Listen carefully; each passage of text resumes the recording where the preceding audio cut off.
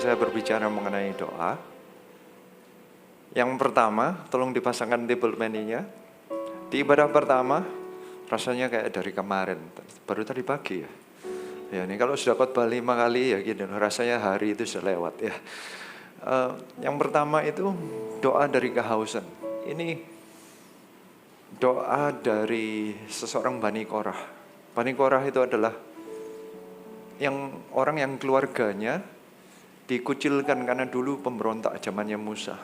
Jadi mereka itu diusir padahal startnya dari pemimpin tapi dikucilkan, hancur. Tapi ternyata yang dari keluarga pemberontak itu diberikan kesempatan oleh Tuhan untuk melayani lagi, menulis Mazmur di Alkitab. Orang yang pernah terkucilkan dari kekuasaan gitu ya sepertinya, kemudian diberikan kesempatan lagi, makanya keluar kata-katanya, lebih baik 1 hari di pelataranmu.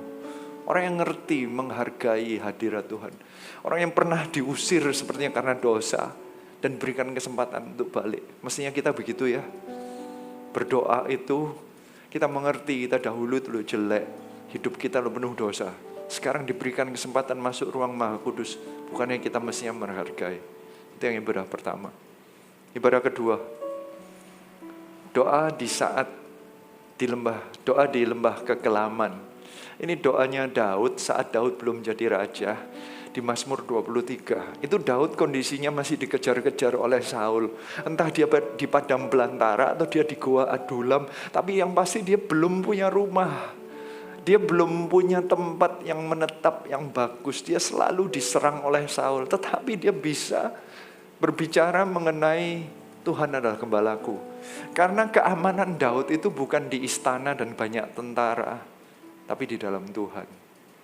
Keluarlah satu Mazmur yang luar biasa yang menunjukkan Allah itu yang memberi makan Daud saat dikejar-kejar Saul. Allah itu yang melindungi Daud dari serangan Saul maupun Filistin di saat banyak musuh.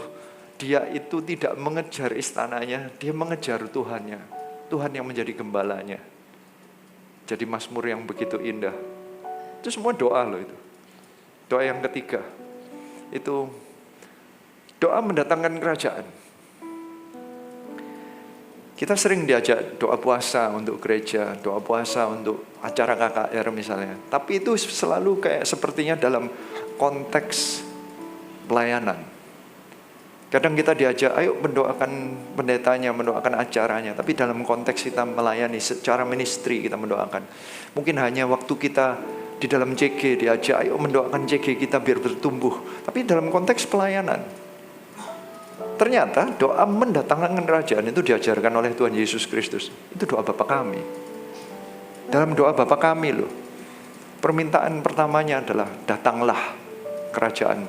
Bukan datanglah kerajaan kita, bukan selesaikan masalahku, tapi datanglah kerajaanmu. Ternyata doa Bapa kami itu dimulai dari menyelesaikan visi dan misi kerajaan Allah. Menghadirkan kerajaan Allah di bumi. Itu kerinduan Bapa di surga, itu kerinduan Tuhan Yesus, dan itu seharusnya kerinduan kita saat kita berdoa. Di doa pribadi, di doa kita, doa Bapa kami kan doa pribadi, tapi isinya adalah kerajaan Allah. Yang keempat, yang tadi, doa pengagungan raja dari raja. Ini doanya Daud lagi, tapi saat dia sudah jadi raja. Dia sudah mengerti apa artinya memegang kekuasaan dan otoritas. Dia sudah mengerti apa artinya tinggal dalam satu istana, punya tentara, punya banyak yang pelayan yang melayani, dan dia mau melayani Tuhannya. Seorang raja melayani raja yang jauh lebih besar dari dia. Dia mengakui Tuhan sebagai rajanya. Dia mengerti apa artinya menyembah raja Tuhannya. Orang yang dahulu sudah pernah hancur dan sekarang sudah sampai di raja. Dia bukan sombong, dia merendahkan hati dan mengagungkan semua yang baik dalam kehidupannya. Dia agungkan kepada Tuhan. Seorang raja yang rendah hati. Dan yang terakhir, dia sore hari ini adalah doa saat tak berdaya. Daud sudah jadi raja, tapi ternyata posisi tidak berhenti membuat seseorang tidak mengalami masalah. Apapun yang Anda impikan di dalam dunia ini ternyata tidak membuat Anda lepas dari masalah. Selalu ada yang datang. Di doa Bapa kami aja dikatakan kok, lepaskan kami daripada luputkan kami daripada pencobaan dan lepaskan kami daripada yang jahat. Berarti hidup itu ternyata selalu ada aja masalah datang dan pergi. Raja Daud, seseorang yang berkenan di hati Tuhan, itu pun mengalami masalah. Padahal dia sudah mencapai posisinya sebagai raja. Hari ini saya mau ajak Anda untuk melihat Mazmur 69. Ini doa seseorang yang sudah mencapai posisinya sebagai raja, tetapi ternyata masih aja ada masalah. Bahkan masalahnya begitu berat sehingga merasa tak berdaya.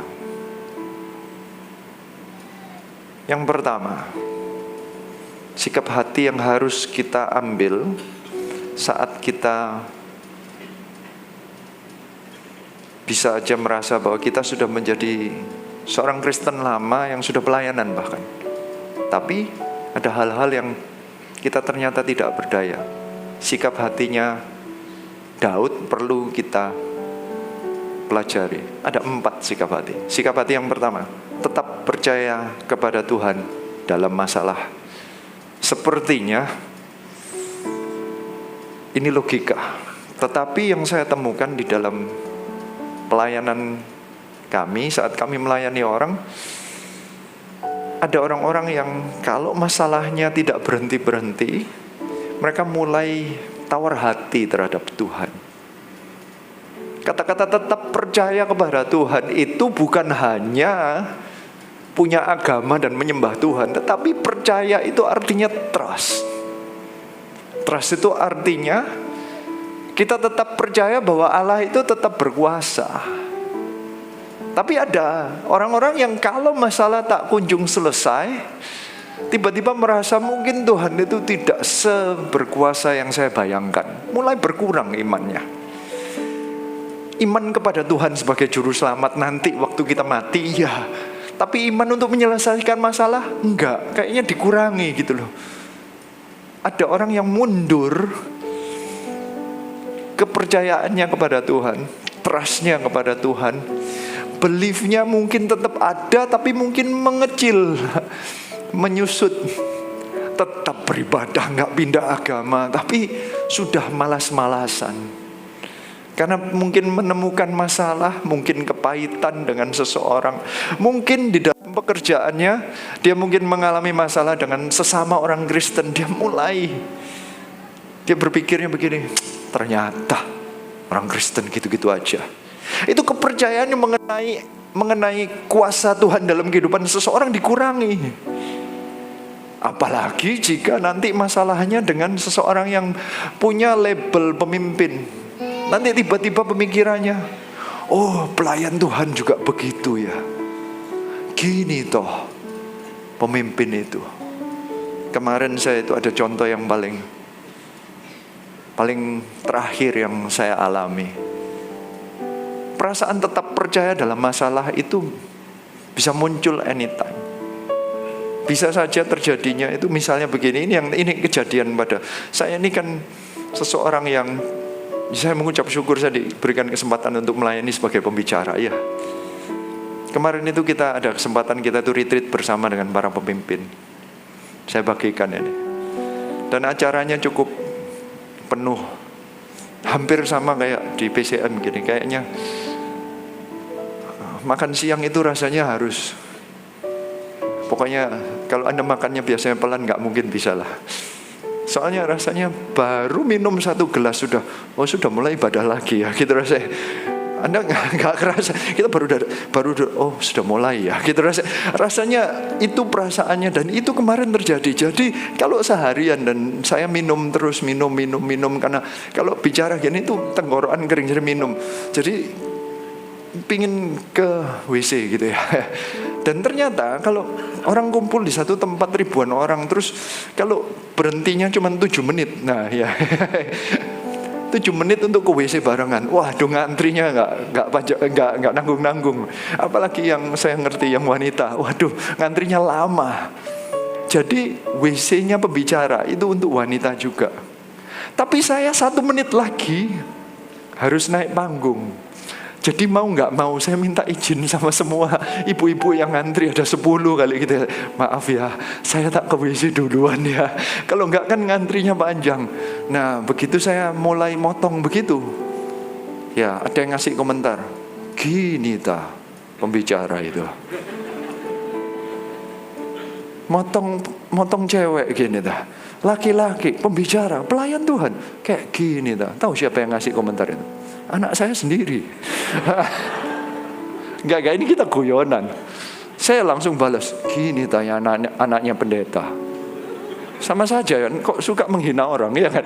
Jadi ya, tapi hidup itu memang penuh dengan masalah. Bisa saja orang kepahitan kepada siapapun juga di tengah-tengah kejadian apapun. Saya nggak bermaksud untuk menyakiti hati seseorang. Saya udah minta maaf satu persatu yang saya lewatin. Tapi bisa aja ya, itu kayak anak saya gitu, bisa kepahitan. Oh, saya nggak mau jadi hamba Tuhan kalau motong-motong gitu, nggak baik kayak. Nggak, dia tetap mau jadi pendeta, nggak? Oh nggak ya? Cuman guyonan ya. Kalau Anda jadi hamba Tuhan kan kayak lucu kan gitu, anaknya pendeta jadi pendeta. Ya nggak apa-apa, bagus sih ya. Belum masuk poin 1 ya. Saya merasa ini ibadah terakhir. Nanti AUG-nya kepepet. Nah, ya. Poin pertama, tetap percaya pada Tuhan dalam masalah. Mazmur 69, mulai dari ayat 1. Ayatnya ada 30, saya baru mulai. Nggak mungkin selesai ya. Untuk memimpin biduan menurut lagu Bunga Bakung dari Daud. Ayat 2, selamatkanlah aku ya Allah, sebab air telah naik sampai ke leherku. Aku tenggelam ke dalam rawa yang dalam, tidak ada tempat bertumpu. Aku telah terperosok ke air yang dalam, gelombang pasang menghanyutkanku. Lesu aku karena berseru-seru, kerongkonganku kering, mataku nyeri karena mengharapkan Allahku. Mazmur itu kadang mesti diambilnya beberapa ayat baru ada arti yang lebih lengkap. Menurut saya ini ayat 1 atau ayat 2 sampai ayat 4 itu jadi satu. Yang pertama ayat 2 dan 3 itu menunjukkan bagaimana jika seseorang ada dalam masalah, terbukalah kepada Tuhan. Kalau tetap percaya itu berarti Anda jangan gengsi gitu sepertinya. Akui apapun kelemahan Anda di hadapan Tuhan. Ekspresikan doa itu bisa terlepas, terbuka, atau banyak kreativitasnya. Karena hati Daud di hadapan Tuhan itu transparan. Dia mau teriaknya itu rileks di hadapan Tuhan. Hubungannya baik, dia nggak ada jaimnya di hadapan Tuhan. Dia rileks ngomongnya, selamatkan aku ya Allah. Ini raja yang punya tentara, punya kekuasaan, tapi dia bisa dengan rileks di hadapan Tuhan mengakui bahwa saya nggak mampu selamatkan diri saya sendiri. Kehebatan saya nggak ada apa-apanya dengan masalahnya. Dia mau berkata kepada Tuhan dengan rendah hati, berkata, selamatkan aku ya Allah. Mungkinkah kita kadang merasa sombong dengan kemampuan kita? Kita sudah cukup pandai. Mungkin Anda sudah lama menjadi orang Kristen. Anda nggak pernah tanya sama Roh Kudus, jelaskan kepada aku apa artinya ayat ini. Karena merasa Anda sudah baca semua, Anda sudah pernah, sudah mengerti. Tiba-tiba Anda berhenti, Anda nggak bisa teriak kepada Tuhan, selamatkan aku nggak ngerti ayat ini apa. Aku nggak ngerti kenapa terjadi seperti ini. Anda tidak pernah berteriak kepada Tuhan. Ya rugi-rugi sendiri. Itu namanya ada masalah pun tetap percaya kepada Tuhan. Tuhan itu tetap menjadi dukungan utama dan savior. Bukan hanya Tuhan itu penyelamat saat kita percaya Tuhan pertama kali, tapi selamatkan kapan aja. Tuhan tetap savior. Tuhan tetap penyelamat kita. Bukan kekuatan kita penyelamat kita, bukan kepandaian kita penyelamat kita, bukan uang kita penyelamat kita, bukan kenalan kita penyelamat kita. Tuhan yang tetap jadi penyelamat kita. Mau Anda tetap mengangkat Tuhan sebagai penyelamatmu? Yang mau katakan amin. Bukan hanya itu, katakan dijelaskan dia bisa menjelaskan kepada Tuhan sangat deskriptif, sebab air telah naik sampai ke leherku. Berarti sudah semua yang menjadi kekuatan. Karena leher, kepala itu yang bisa mikir tapi nggak bisa berbuat apa-apa. Naik ke leher berarti masalahnya itu udah di luar kemampuannya. Makanya dia berteriak, selamatkanlah. Bahkan kata-katanya aku tenggelam. Namanya tenggelam itu sudah kekuatannya habis. Namanya tenggelam itu berarti dia sudah berusaha tapi nggak terjadi. Dia berenang pun mungkin seperti berenang di pasir sedot gitulah, atau rawa mungkin, atau lumpur, nggak bisa, nggak ada usaha apapun, tetap tenggelam ke dalam rawa yang dalam. Tidak ada tempat bertumpu. Namanya tidak bertumpu itu berarti kekuasaan, kekayaan, tentara, teman, keluarga, tidak ada yang bisa ditumpu. Satu-satunya hanya Tuhan. Aku telah terperosok ke dalam air yang dalam. Artinya terperosok berarti bukan dia dengan sengaja. Dia merasa bahwa ini bukan salahku. Kalau memang salah dia, berarti kan dia minta ampun. Ini posisinya aku terperosok, nggak sengaja. Aku nih nggak salah, tapi aku masuk. Bahkan kata-katanya gelombang pasang menghanyutkanku. Dia mau menceritakan menghanyutkan itu sampai dia nggak punya kontrol apapun. Situasi yang menghantar kemanapun pergi, makin hancur ya makin hancur. Dia nggak punya kuasa apapun. Hebatnya dari kondisi yang separah ini, ayat 4 tetap muncul. Lesu aku karena terseru-seru, kerongkonganku kering, mataku nyeri. Ini kata-kata kerongkonganku kering dan mataku nyeri menandakan bahwa dia berdoanya dengan passion. Dia berteriak-teriak sampai kerongkongannya kering. Dia mata nyeri karena saya bayangkan dia itu nangis sampai habis air matanya. Sampai gak keluar lagi, matanya capek. Sebab seharian mungkin nangis, semalaman mungkin nangis, teriak-teriak terus. Tapi gak ada hasil. Herannya, dengan secapek itu, kata terakhirnya, itu kata-katanya adalah karena mengharapkan Allahku. Dia gak pernah putus pengharapan. Yang menyelamatkan tetap Tuhan. Dia gak pernah berhenti dan mulai pindah. Ada orang-orang kalau merasa tidak ada jawaban, solusinya adalah pindah CG, pindah gereja, pindah pelayanan. Bahkan mungkin tidak lagi datang ke gereja. Sepertinya berteriak, aku pindah Allah aja.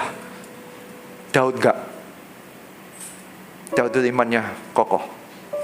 Masalah setenggelam apapun dia tetap berkata, aku mengharapkan kepada Allahku. Lebih baik kerongkonganku kering dan mataku nyeri aja, tapi aku gak akan pindah. Pengharapanku tetap kepada Allahku. Deklarasi pertama, tetap percaya kepada Tuhan dalam masalah. Yang kedua, rendah hati mengakui bahwa kita manusia yang tidak sempurna. Ayat 5. Orang-orang yang membenci aku tanpa alasan lebih banyak daripada rambut di kepalaku. Terlalu besar jumlah orang-orang yang hendak membinasakan aku, yang memusuhi aku tanpa sebab. Aku dipaksa untuk mengembalikan apa yang tidak kurampas. Ya Allah, Engkau mengetahui kebodohanku. Kesalahan-kesalahanku tidak tersembunyi bagiku. Ayat 5 itu kayaknya tanpa diajarkan kita itu biasa. Karena ini kata-katanya itu menjelaskan kejelekan orang yang menyerang. Saya ini sering mengkonseling orang. Kalau Anda tidak dengar dari dua sisi, kalau itu antara dua orang, kalau Anda dengar satu sisi saja, pasti kalau Anda cuma dengerin satu sisi, pasti point of view-nya adalah orang yang satunya itu jahat sekali, menekan sekali, kejam sekali, gak fair, parah pokoknya. Doanya Daud ada begitunya. Namanya manusia, namanya orang dibenci, langsung aja. Dia itu kalau musuhin tanpa sebab, aku ini gak punya alasan untuk dimusuhi. Saya merasa kalau motong seseorang di dalam WC itu gak ada alasan untuk dibenci. Tapi ada itu yang ngasih komentar, ya kan. Saya bisa berdoa, Tuhan, mereka memusuhi aku tanpa alasan. Bisa saja. Tapi karena saya merasa saya benar. Ini berarti Daud ini merasa benar. Kebanyakan kita kalau doa, kalau lagi dalam masalah, kita tuh selalu benar. Benar gak? Iya apa enggak? Iya apa ya? Ya, karena saya dulu ya gitu. Sampai sekarang kayaknya ya. Selalu ada gitunya lah. Kita merasa kita benar. Apapun kalau ada tekanan kita merasa, aku lu gak salah. Aku malah disuruh, aku suruh ngampuni padahal yang salah dia. Saya harus minta maaf, dia yang nyerang saya, dia yang ngijak saya, kok saya minta maaf? Ya dia yang mesti minta maaf. Kita menuntut mesti. Herannya, Daud itu orangnya balance. Dia tetap terbuka kepada Tuhan untuk menyatakan. So saya encourage, gak apa-apa cerita aja sama Tuhan. Tapi beri satu ayat, yang ayat 6 ini, supaya doa Anda gak keterusan. Karena kalau Anda merasa bahwa Anda gak salah, orang lain yang salah, Anda bisa sombong rohani. Anda merasa, aku yang benar, aku yang sudah pelayanan, orang itu memang seharusnya dihancurkan aja, aku melayani soalnya. Kalau dia menyalahi aku, tolong Tuhan petir dia gitu sekaligus gitu loh, ya kasih hukuman gitu. Kayaknya sepertinya ada posisi begini, bisa ada bau-baunya di bawah juga ada sedikit-sedikit baunya gitu. Tetapi Daud itu orangnya mau rendah hati. Dia tidak pernah lupa startnya dia apa. Saya rasa karena dia sudah jadi raja, dia sudah pernah ngelewatin, dia berdosa di hadapan Tuhan mengenai Batsheba. Ini diketahui oleh Nabi Tuhan, dia ditegur habis-habisan, dia langsung minta ampun. Dia tahu dia adalah orang yang melakukan kebodohan. Dia mengakui bahwa dia bersalah. Makanya ayatnya, ya Allah, Engkau mengetahui kebodohanku. Di tengah teriakan menuduh orang lain, di tengah teriakan sepertinya ada victim mentality-nya, dia berkata, tapi Engkau mengetahui kebodohanku. Biarlah kalau kita berdoa itu, kita jangan sombong rohani. Saya sudah pelayanan Tuhan, berkati aku gitu ya. Tapi mestinya kita datang, Tuhan, aku udah melayani loh. Aku dulu orang yang gak bisa, orang yang gak mampu, tapi Tuhan mau itu ngampuni aku. Aku dulu loh salah keputusan, ya tetap dikasih kesempatan melayani. Thank you ya Tuhan, aku dulu bodoh. Kamu lo tahu masa laluku apa. Daud itu kalau doa sering, siapa aku ini Tuhan. Benar ya, pernah dengar ya kata-kata itu. Daud yang berkata. Ini dia jadi raja, dia ngomong siapa aku ini Tuhan. Dia itu selalu ada sikap rendah hatinya. Dia tahu masa lalunya yang salah, ada kebodohan-kebodohan. Dia tahu startnya di hadapan Tuhan kayak apa, dan Tuhan tetap membuat dia sebagai raja. Dia tuh penuh dengan ucapan syukur, ada kerendahan hati, mengakui manusia lu gak sempurna. Meskipun di kasus ini mungkin Anda benar, tapi kan ada kesalahan yang lain. Gak perlulah menuntut-nuntut seperti apa. Ada kok kesalahan. Datang kepada Tuhan, itu rileks saja. Tuhan sudah tahu borok Anda gitu sepertinya, yang sudah Tuhan sembuhkan. Tahu masa lalu Anda, semerah kirmisi apa dosa Anda yang sudah dibuat salju oleh Tuhan karena darah Yesus. Tahu masa lalunya. Daud selalu ingat masa laluku seperti apa. Ini membuat Daud orang yang selalu rendah hati. Dia ditegur apapun, sehebat apapun dia ditegur oleh Nabi Nathan, dia langsung tahu ini dari Tuhan. Dia mau bertobat. Saya berdoa, kalau Anda, saya percaya di antara Anda ada yang akan dipakai Tuhan dengan luar biasa. Anda tetap punya kerendahan hati. Suatu saat kalau ada hamba Tuhan atau siapa orang lain yang menegur Anda dalam tanda kutip memang dari Tuhan ya, Anda bisa punya kerendahan hati dan berkata, ya Allah tahu kok kebodohanku. Bisa dengan rendah hati, bisa menerima, mendengar suara orang lain. Poin ketiga, tabah mencari Tuhan di tengah cercaan sekeliling. Mulai dari ayat 7, kata-katanya demikian, janganlah mendapat malu oleh karena aku, orang-orang yang menantikan Engkau, ya Tuhan Allah semesta alam. Janganlah kena noda karena aku, orang-orang yang mencari Engkau, ya Allah Israel. Sebab oleh karena Engkaulah aku menanggung celah, noda meliputi mukaku. Aku telah menjadi orang luar bagi saudara-saudaraku, orang asing bagi anak-anak ibuku. Sebab cinta untuk rumahmu menghanguskan aku, dan kata-kata yang mencela Engkau telah menimpa aku. Aku meremukkan diriku dengan berpuasa, tetapi itu pun menjadi celah bagiku. Aku membuat kain kabung menjadi pakaianku. Aku menjadi sindiran bagi mereka. Aku menjadi buah bibir orang-orang yang duduk di pintu gerbang, dengan kecapi peminum-peminum menyanyi tentang aku. Tetapi aku berdoa kepadamu, ya Tuhan, pada waktu Engkau berkenan, ya Allah, demi kasih setiamu yang besar, jawablah aku dengan pertolonganmu yang setia. Ayat 7-14. Ini menceritakan perjalanan kehidupan seseorang dalam mencari Tuhan dan melayani. Ini sepertinya menunjukkan bahwa di dalam masalahnya dia itu melakukan setiap sepertinya suggestion atau arahan Alkitab. Dan kalau saya bisa ngomong, ini caranya orang Kristen itu, pemimpin kalau menemukan orang dalam masalah, ini biasanya yang disuggest. Ayo datang kepada Tuhan, tetap melayani ya. Ini ada kata, aku janganlah kena noda karena aku orang-orang yang mencari engkau. Ini orang yang sedang mengabarkan Injil tapi dapat celah. Di tengah-tengahnya tetap melayani Tuhan ya. Ini di ayat 10, sebab cinta untuk rumahmu menghanguskan aku. Dia tetap melayani Tuhan. Bahkan ayo berdoa ya, kamu berpuasa ya. Bukannya selesai masalahnya, tapi malah dapat celah. Setelah itu disuruh membuat kain kabung dengan pakaianku, malah jadi sindiran. Menjadi pelayan Tuhan malah jadi buah bibir bagi orang lain. Ini bahkan sampai orang luar bagi saudara-saudara, berarti keluarganya pun sampai menghina. Ini ceritanya Daud adalah seseorang yang seperti yang ngikutin formula orang Kristen. Kalau ada masalah, tetap layani Tuhan, berdoa, berpuasa, tetap layani, tetap rajin datang ke doa puasa, malah doa semalaman mungkin. Tapi dapatnya apa? Cercaan, sindiran, omelan. Hebatnya, dia berteriak, tetapi aku berdoa kepadamu. Di tengah-tengah semua orang mungkin meninggalkan, sampai titik keluarga pun meninggalkan. Apakah engkau akan tetap tabah menghadapinya? Daud orang yang tetap tabah. Cercaan sekeliling padahal dia raja loh. Yang bisa mengkomplain dia siapa lagi kalau bukan keluarga. Kalau rakyat mungkin dia gak denger lah. Tapi mungkin dibuat ada meme-nya, dihina-hina.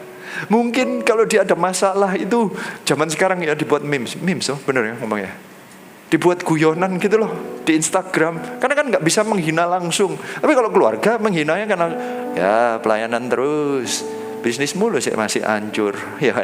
Kayak sepertinya begitu, kayak apa sih doa-doa sorohani lu, mana bisnismu kok masih kayak gitu. Kan ada orang yang sepertinya begitu.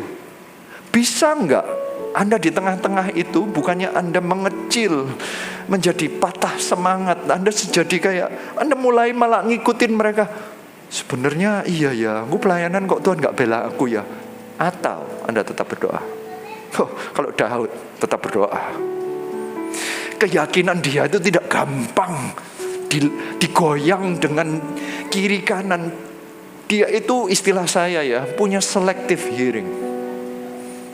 Zaman sekarang itu ada orang-orang yang datang pada saya komplainnya begini, saya ini loh hidup ini gak enak, ini keluarga itu selalu komplain saya ini dikomplain di ini itu, katanya saya sebagai istri kurang baik, katanya kurang apa, dan saya itu pelayanan dikomplain lagi, katanya gak bisa ngurusin anak saya, dikomplain terus, dikomplain. Jadi saya tak mundur ya.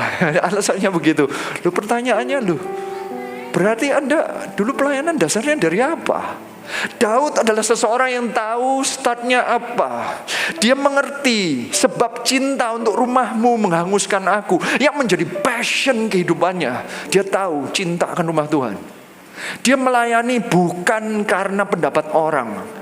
Orang lain mau berkata apa, yang membakar dia, yang menjadi fuelnya adalah kasih kepada rumah Tuhan. Yang menjadi bahan bakar semua yang dia lakukan. Dia berdoa karena mengasihi Tuhan. Dia melayani karena mengasihi Tuhan. Dia mau melayani orang lain karena cinta rumah Tuhan, bukan yang lain. Bukan apa kata orang. Bukan apakah popularitas menurun atau naik. Orang yang cinta akan rumah Tuhan. Daud itu mengerti apa yang menjadi passionnya. Makanya dia orang yang berkenan di hati Tuhan. Dia orang yang di pusat segala komentar, bisa pusatnya dia raja kok. Dia center of attention seluruh negaranya. Apapun yang dia lakukan kesandung sedikit pasti dihajar sama lawan politiknya. Pasti diserang habis-habisan.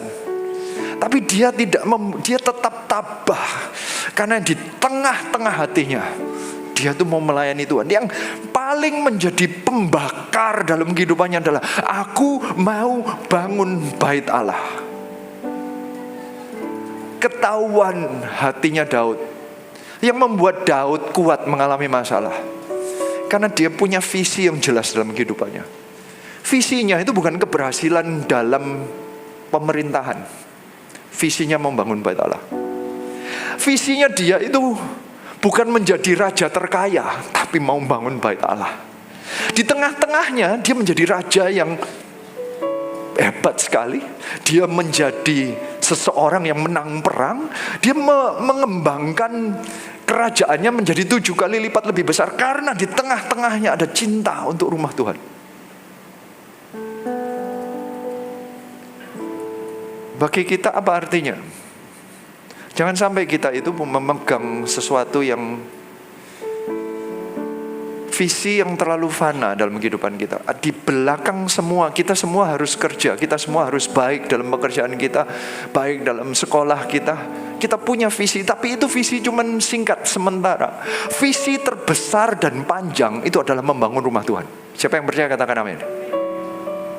Membangun 1000 gereja dan 1 juta murid itu ternyata adalah meletakkan kita agar kita itu ada di dalam satu jalur sesuai kehendak Tuhan. Cinta akan rumah Tuhan itu yang membuat kita gak gampang melenceng ke kiri dan ke kanan. Karena kalau Anda punya visinya adalah membangun bisnis terbaik dan tiba-tiba di tengah jalan Anda mengalami masalah karena pandemi misalnya, Anda bisa bunuh diri karena Anda merasa Anda gagal dalam kehidupan. Orang-orang yang salah visi, ini saya kasih contoh yang sangat simple aja. Di Jepang itu banyak orang-orang yang punya karier itu bunuh diri. Karena apa? Visi mereka adalah menjadi seorang pegawai yang punya karier yang luar biasa. Di titik di mana mereka dipecat, mereka gak punya hidup lagi bagi mereka. Karena itu segalanya harus menjadi seseorang yang kariernya naik terus. Satu titik mereka dipecat, mereka gak punya apa-apa. Mereka merasa hidupnya hancur, gak ada gunanya bernafas. Lebih baik mati. Mereka bunuh diri. Hanya karena apa? Dipecat dari kerjaan. Ataupun kalau gak bunuh diri karena gak punya nyali untuk bunuh diri, mereka jadi pemabuk. Mereka jadi orang yang kuper di rumahnya. Di Jepang itu ada orang-orang yang tinggal di apartemen, gak pernah ketemu orang itu bertahun-tahun, puluhan tahun. Hanya karena apa? Visinya yang awal tidak terpenuhi. Dia gak punya visi kehidupan. Daud di tengah-tengah apa? Coba bayangkan apa yang dialami Daud. Dia itu diurapi jadi raja, tapi dikejar-kejar sama mertuanya sendiri, raja sebelumnya. Dia itu sudah jadi putra mahkota karena menikah dengan yang namanya anaknya raja, tapi dikejar sama rajanya sendiri.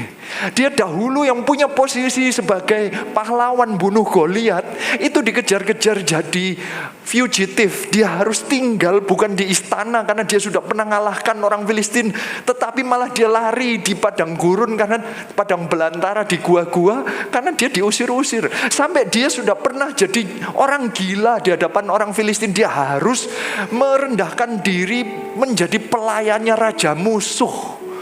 Goliat itu orang Filistin yang dia bunuh. Dia datang kepada orang Filistin minta kerjaan.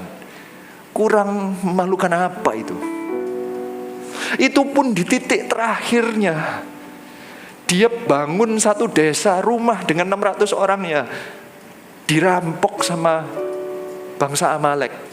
Daud itu mengalami hancur, ya kurang hancur, lebih hancur lagi. Sudah jadi raja, anaknya berontak kepada dia. Ada satu titik anaknya yang terganteng, terhebat, mengkudeta dia sampai dia harus keluar dari Yerusalem. Sebagai raja, sebagai orang yang sudah pernah begini, alasan untuk berhenti dan seperti eksekutif Jepang bunuh diri itu banyak. Mau gagal, banyak gagalnya. Dia mau dibilang dia itu ayah yang gagal, raja yang gagal, anaknya sendiri yang kudeta dia. Mengambil kekuasaan dari raja yang masih hidup, memalukan. Negaranya dipisah dua. Ini semua yang dia mati untuk, dia berjuang untuk rakyatnya separuh milih anak-anaknya yang tidak punya hak untuk mengambil kekuasaan, yang kudeta ini. Dan anaknya mati lagi, dibunuh jenderalnya sendiri. Hidupnya Daud itu penuh tragedi. Saya rasa ini salah satunya. Mungkin dia barusan kehilangan anaknya. Tapi aku berdoa kepadamu. Apakah kesetiaan Anda untuk tetap berdoa dan melayani Tuhan di dalam masalahmu tetap ada? Tetap tabah ya, mencari Tuhan di tengah bahkan komplain kiri kanan. Poin keempat, melayani meski masalah belum selesai. Ayat 30. Ini saya lompat dari ayat 14 langsung ke ayat 30 karena isinya mirip kayak tadi. Dia sebenarnya masih menjelaskan kesalahan-kesalahan musuhnya. Jadi cerita terus, Tuhan, musuhku ini parah Tuhan, ayolah Tuhan tolong aku, hukum mereka, tolong aku, hukum mereka. Gitu terus isinya, sampai ayat 30. Kata-katanya, tetapi aku ini tertindas dan kesakitan. Berarti doanya tidak dijawab karena ada kata-kata tetapi, aku ini tertindas dan kesakitan. Jika seorang tertindas dan kesakitan, berarti masalahnya belum selesai. Tertindas berarti secara fisik dia tertindas. Mungkinkah ini Daud sedang lari dari anaknya? Mungkinkah? Saya nggak tahu, mungkin aja. Tidak pernah dijelaskan di ayat Alkitab. Ini kapan dibuatnya, tapi dia tertindas. Bukan hanya kesakitan, karena kayak aduh, orang-orang dekatnya pisah separuh ngikut sana, dikhianati dia. Ada orang-orang yang mengkhianati, dia tertindas dan kesakitan. Jadi masalahnya masih besar, karena masih sakit. Keselamatan daripadamu ya Allah, kiranya melindungi aku. Dia masih teriak minta perlindungan. Herannya, dari ayat 30 yang sedang merangkum keparahan masalahnya, ayat 31 itu membuat saya tercengang. Kalau Mazmur ini selesainya adalah di ayat 30, saya bisa mengerti. Saya bisa, sebagai manusia saya kayaknya ya masuk akal lah. Saya mungkin kalau kita lagi masalah, kita doanya selesai, Tuhan tolong aku ya, ini masalahku masih banyak, aku masih punya masalah. Selesai, amin. Bisa, dalam nama Yesus, amin. Bisa. Herannya dia tambahin ayat 31. Ini yang membuat saya kagum. Ini yang membuat gak salah Daud ini loh. Kok jadi orang yang berkenan di hati Tuhan. Makanya dipujinya itu apakah gara-gara Daud gak pernah bersalah? Pernah. Tapi hatinya ini loh, kualitas hatinya yang sulit dijelaskan hanya dengan kualitas hati seperti apa. Dari doanya, dari kejadian kehidupannya dan teriakannya kita kelihatan kualitas hatinya. Ayat 31 tiba-tiba, aku akan memuji nama Allah dengan nyanyian, mengagungkan Dia dengan nyanyian syukur. Saya bingung tuh. Bukannya ayat 30 dia barusan berkata, tapi aku ini tertindas dan kesakitan. Orang yang kesakitan bisa gak memuji Tuhan? Orang yang tertindas bisa gak mengagungkan nama Tuhan? Kalau mengagungkan setelah dapat berkat itu normal. Kalau memuji setelah dapat kesembuhan itu biasa. Tapi kalau di tengah kesakitan sampai mata nyeri dan kerongkongan kering belum dapat jawaban, keluarnya aku akan memuji-muji Dia. Nah, ini baru hati yang luar biasa. Bisa nggak kita tetap melakukan hari ini? Ayat 32 dikasih alasan. Pada pemandangan Allah itu lebih baik daripada sapi jantan, daripada lembu jantan yang bertanduk dan berkuku belah. Karena di zaman masih persembahan-persembahan, dia ngomong kalau cuman ritual saja, melakukan ritual tanpa hati yang bisa memuji Tuhan gak ada artinya. Aku akan tetap memberikan persembahan pujian di tengah-tengah kesakitanku, di tengah-tengah ketindasanku. Aku akan mengagungkan nama Tuhan.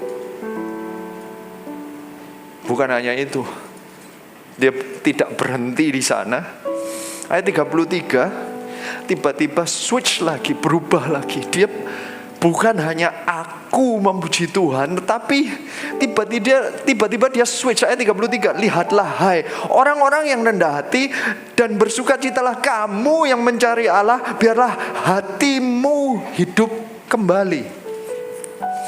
Tiba-tiba Daud yang masih ada dalam masalah mengubahkan cara pandangnya dari memperhatikan segala masalahnya, aku tenggelam, musuhku ini. Tiba-tiba dia melihat kamu yang mencari Allah.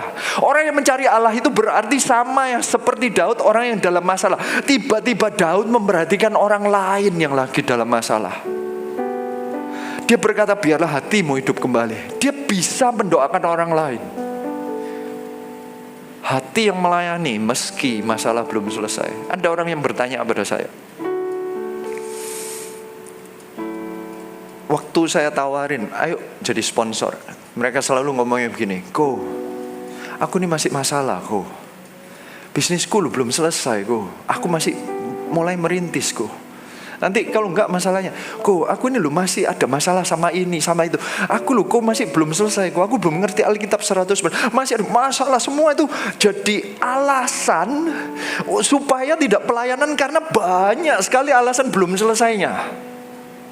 Sepertinya semua itu tindasan ataupun kesakitan atau masalah yang di tengah-tengahnya dia sedang alami. Dia sedang bergumul dengan sesuatu dan dia bertanya, mungkinkah aku melayani jika aku masih bergumul? Jawaban Daud, mungkin. Jawaban Daud di tengah-tengah ini.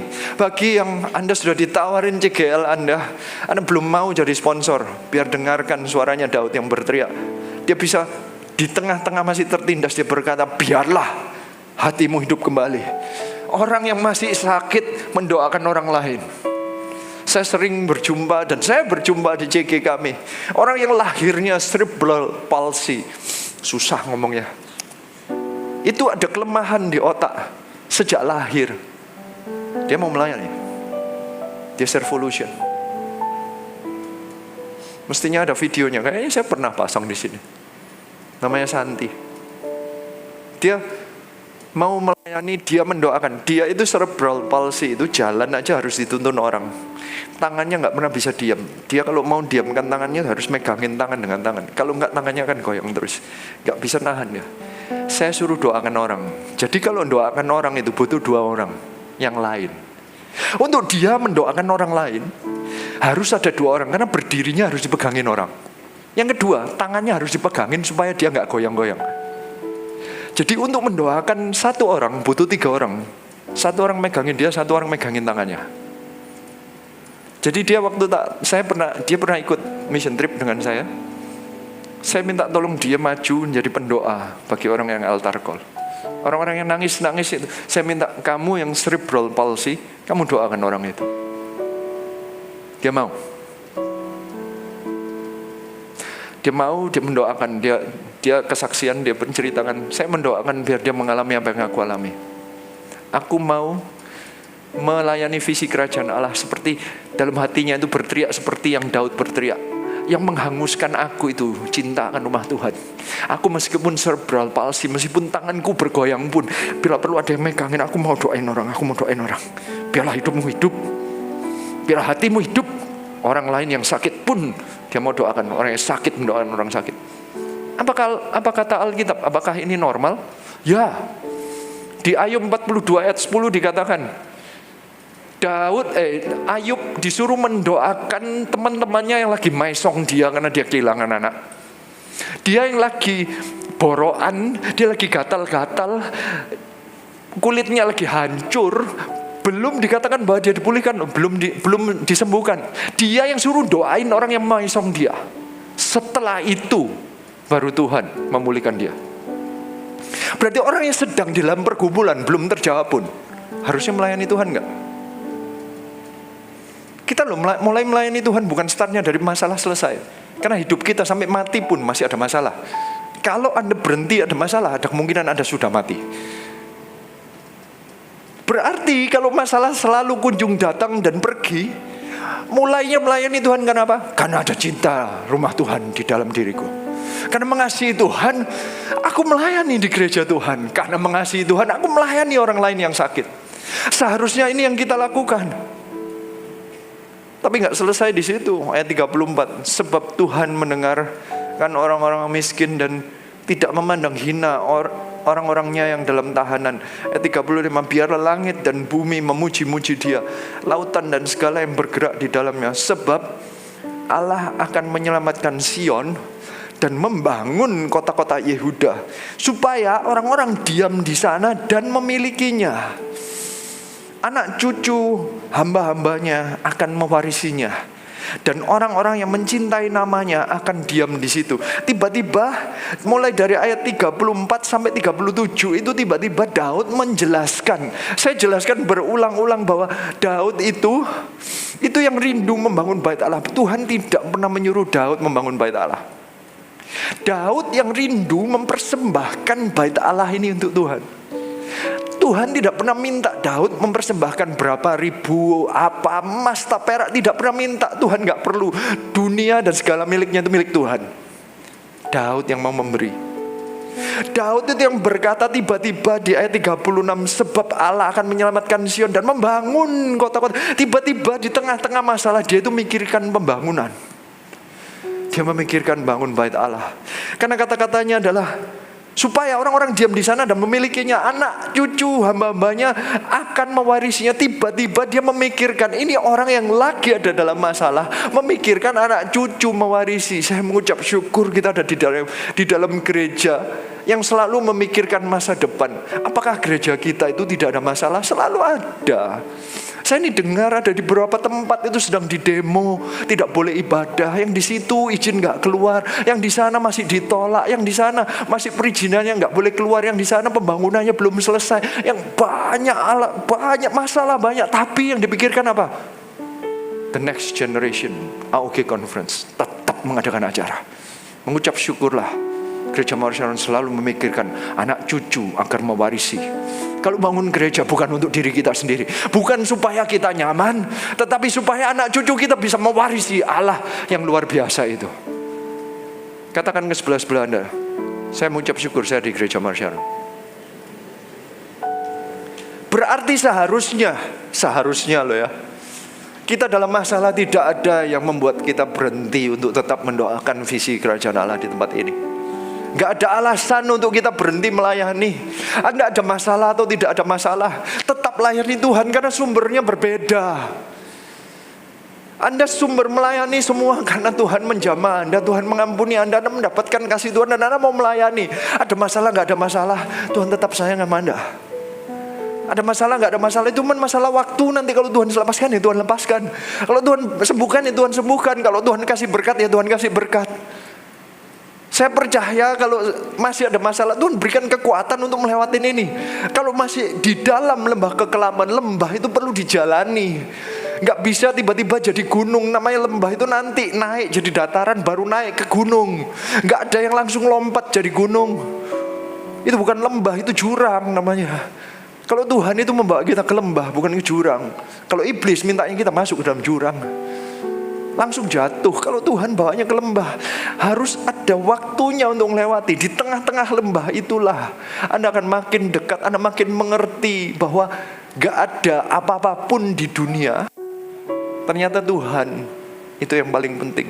Daud itu bisa menjadi orang yang seperti ini saat dia menjadi orang yang sudah jadi raja, karena dia sudah pernah melewati lembah kekelaman di Mazmur 23. Dia belum punya apa-apa, dia sudah berpegang pada Tuhan. Dia gak punya makanan pun, dia tetap berpegang pada Tuhan. Dan sekarang dia punya kekuasaan, dia punya istana, punya tentara pun, dia berpegangnya tetap pada Tuhan. Dia tidak memutuskan, aku gak mau lagi melayani Tuhan, kalau aku sudah jadi raja kok ada masalah. Enggak. Karena dia tahu sumbernya, ujungnya tetap pada Tuhan. Saya rindu ibadah yang sore hari ini menjadi orang-orang yang seperti Daud. Saya rindu untuk Anda belajar menjadi orang yang di tengah masalah, saat engkau tak berdaya, tetap percaya kepada Tuhan dalam masalah. Yang kedua, rendah hati mengakui bahwa kita adalah manusia yang tidak sempurna. Yang ketiga, tabah mencari Tuhan di tengah cercaan sekeliling. Yang keempat, melayani terus meski masalah belum selesai. Semua bangkit berdiri.